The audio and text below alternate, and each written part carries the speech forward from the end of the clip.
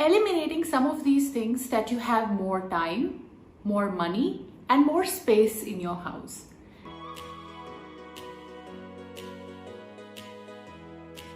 So let's talk about clothes. I have stopped buying any kind of cheap, trendy, or one-time wear clothes. Now, hear me out. When I say I don't buy cheap clothes, I don't mean that I buy clothes that are huge on price tag.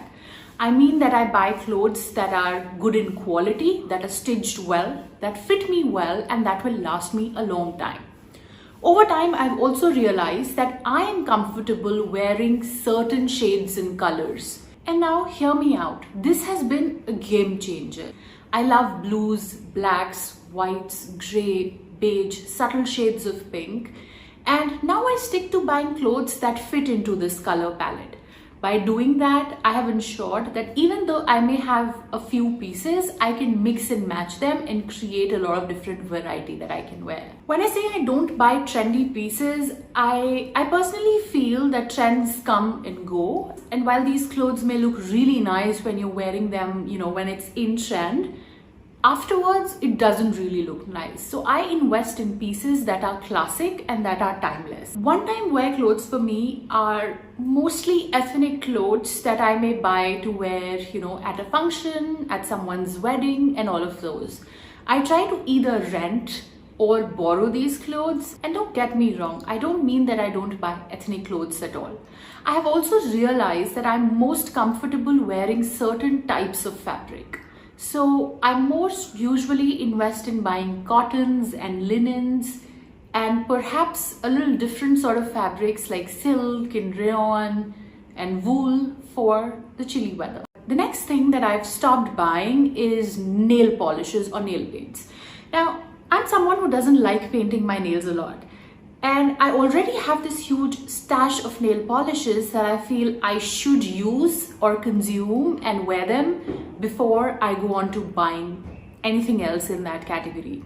And it's really easy to sometimes, it's just 100 or 200 bucks and you keep putting them in your cart while, maybe buying skincare or other stuff. So I have eliminated this. The next thing that I've eliminated is buying makeup. Now, I'm someone who feels that you should really invest in good skincare because any amount of expensive makeup will not cover bad skin and it will show up. So while I do invest and while I advocate investing in good skincare, I am not buying anything in the makeup category for the next 6, 8, 10, 12 months. I already have this stash of makeup that I feel I should wear, and probably anything that I'm gonna buy, maybe a kajal or an eyeliner and stuff like that. The final category that I have eliminated is heels. Now, I'm someone who's found comfort in wearing comfortable clothes and comfortable footwear. So I like buying flats, I like buying sneakers, I like buying footwear that's comfortable, and I'm someone who's not comfortable wearing heels. I do own a pair of black heels, black stilettos that I sometimes would wear to work, but outside of that, I don't own any heels and I don't plan on buying any heels. Alright, now moving on to the next category. I am a huge foodie and I love gathering stuff in my kitchen.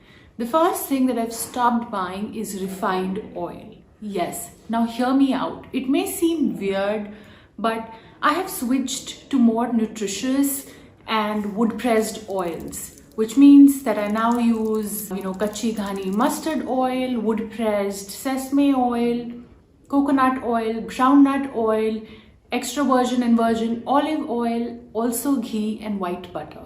The next category that I have eliminated is store-bought masala mixes. Now, again, this may sound weird, but I've realized that you can mix and match your own masalas. I make my own spice blends and I've actually eliminated buying chana masala, rajma masala and stuff like that. The only one pre-made masala mix that I still buy from stores is pav bhaji masala. And it's about time that I figure it out. The next category in kitchen that I have eliminated is store-bought packaged juices. Now, last year I bought this cold pressed juicer that has been serving me well, and I can juice vegetables, I can juice fruits, and just about anything in that juicer. I've been using it and I've completely eliminated buying store-bought juices. Now, I'm not promoting, drinking juices, But I have seen that more often than not, I use juices when I'm preparing, cocktails and stuff at home.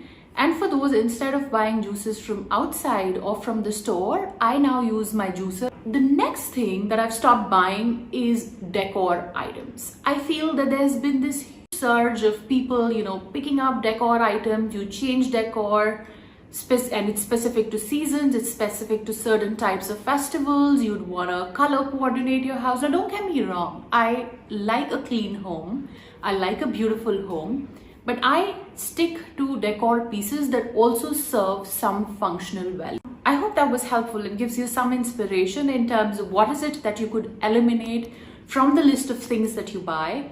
It will help you have a clutter-free home. It will help you have more time for things that mean the most to you, and it would also mean that you save money to spend on things and experiences that really matter to you.